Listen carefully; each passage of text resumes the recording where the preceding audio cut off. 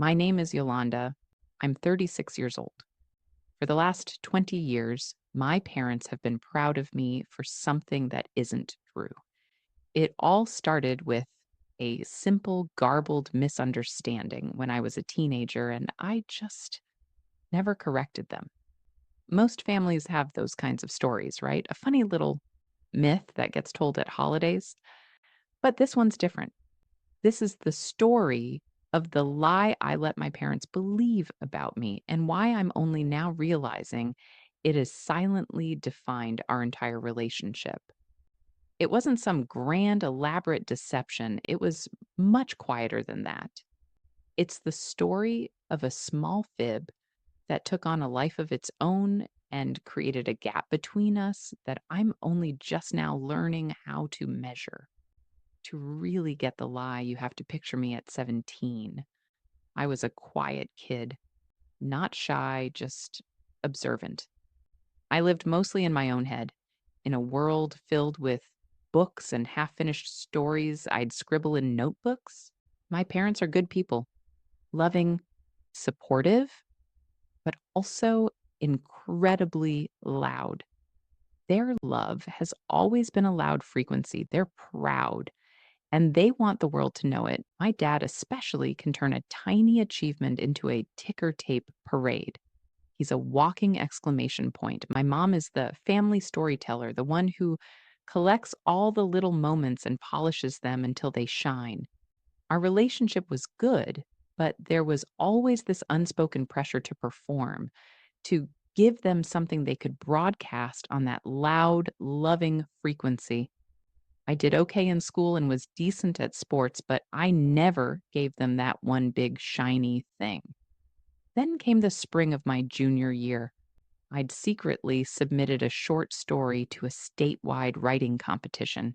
It was a dark, moody piece about a lighthouse keeper, exactly the kind of thing a 17-year-old who's read a little too much Poe would write. I was proud of it, but also terrified, so I didn't tell my parents I'd even entered. It was my own private thing. A few months later, an official looking envelope showed up. I opened it in my room, my heart just hammering against my ribs. I hadn't won. But I was the second place finisher, a runner up.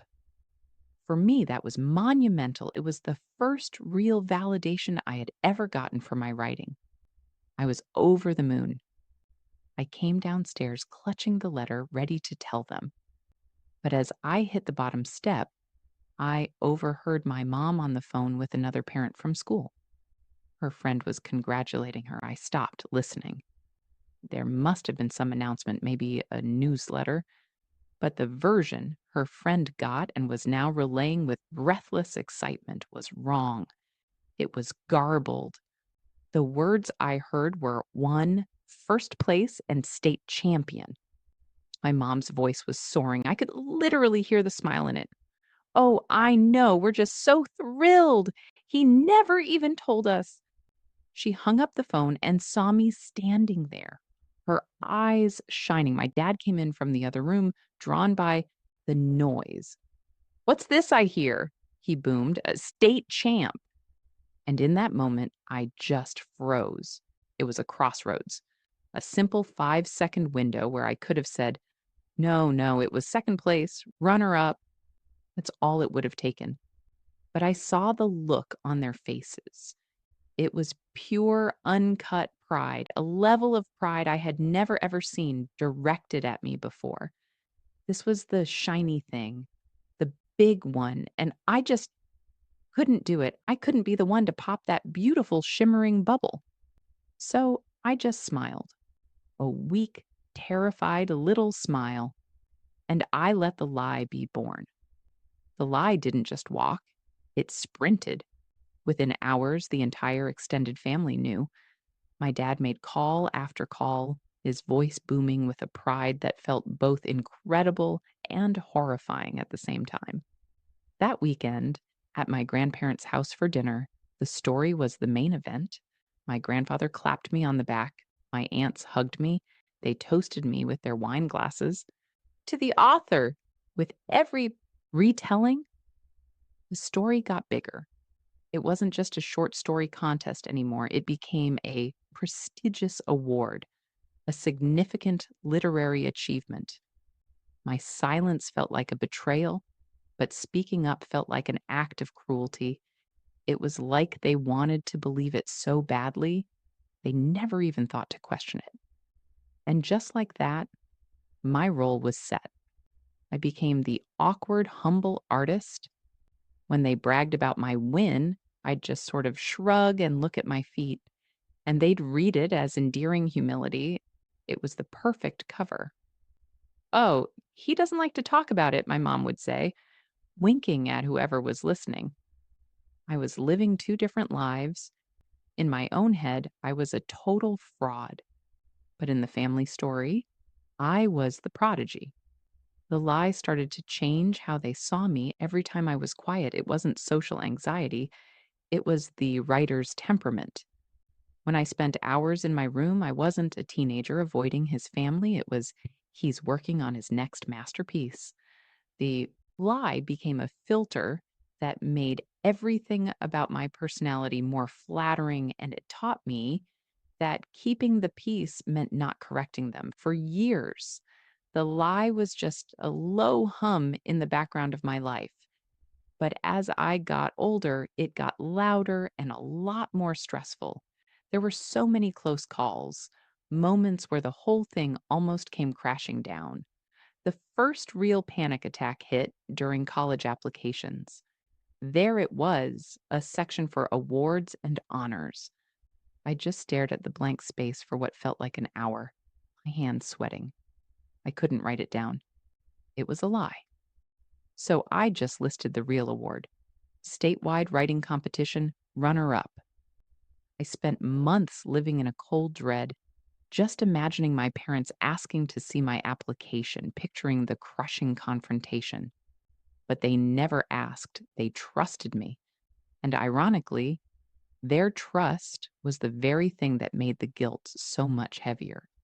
A few years later, I was home from college for Christmas. A family friend, who was a high school English teacher, cornered me by the fireplace. She was a lovely woman and she was just gushing. "I've told my students all about your big win," she said. "It's so inspiring for them. I would absolutely love to have a copy of the story to share with my creative writing class."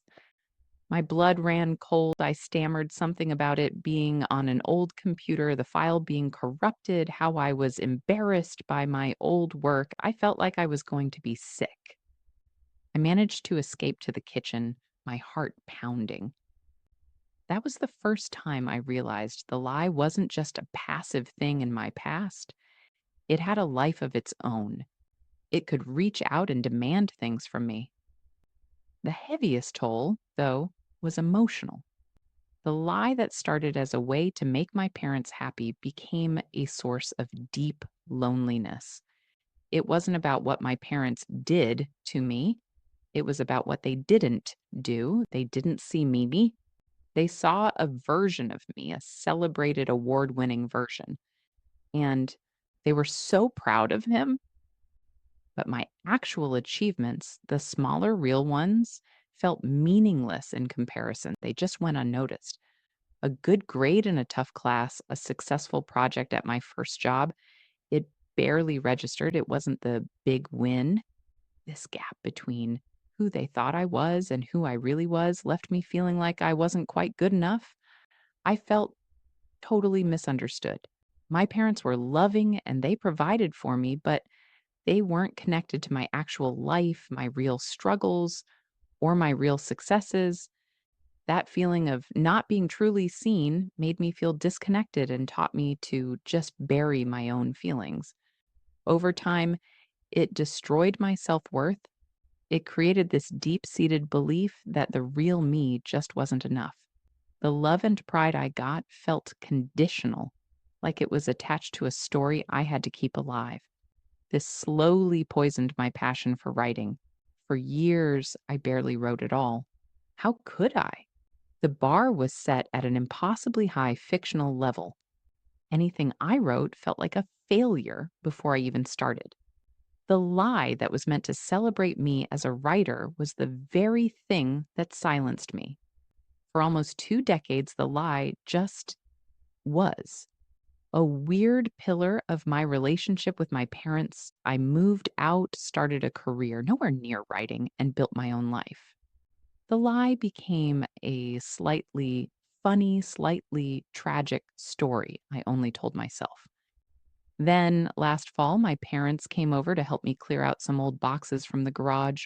We were sorting through dusty containers of my high school and college stuff. And then my mom pulled out a box labeled writing. Her face lit up with that same radiant pride. "Oh, honey, look," she said, her voice full of nostalgia. "I wonder if your award winning story is in here. We should get it framed." My dad came over, peering into the box.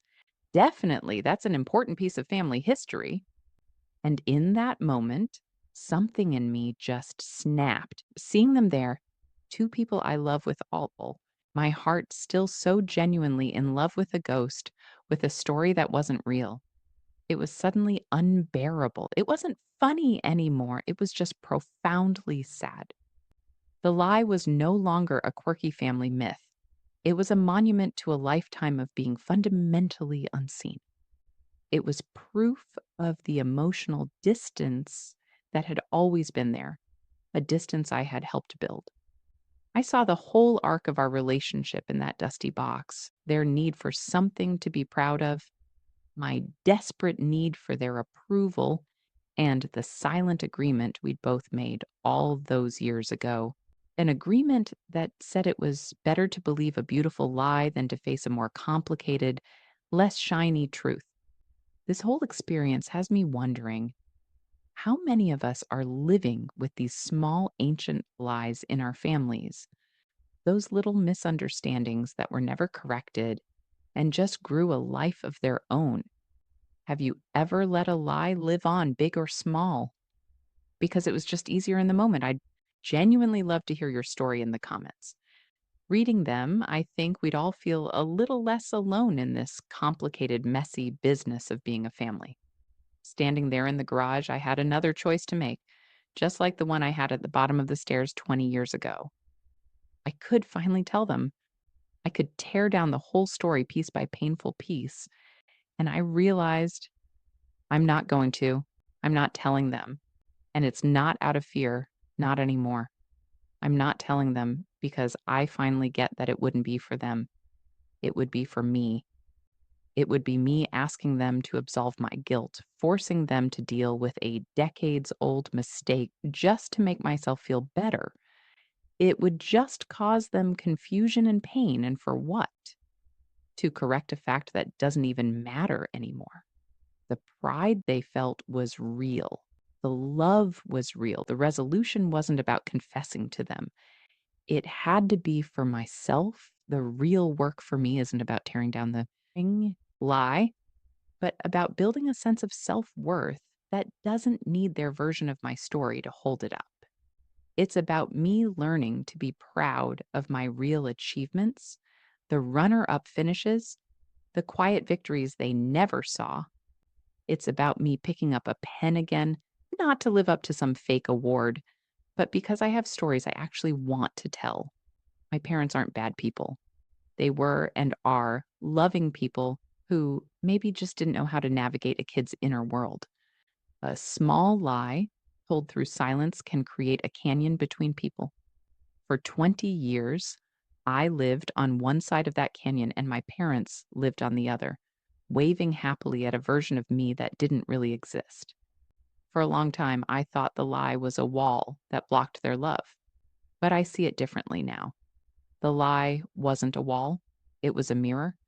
It reflected their desperate hope for me, and it reflected my desperate need to be seen. It showed all the love and all the misunderstanding that can exist in a family all at once. I don't need to shatter that mirror anymore. I just need to be able to look at my own reflection, separate from theirs, and know that the person looking back is enough. The lie was a barrier, but understanding it finally became the bridge, a bridge back to myself and in a strange way, a bridge back to the parents who I know in their own way have always been proud of the real me, even if they didn't have all the facts straight.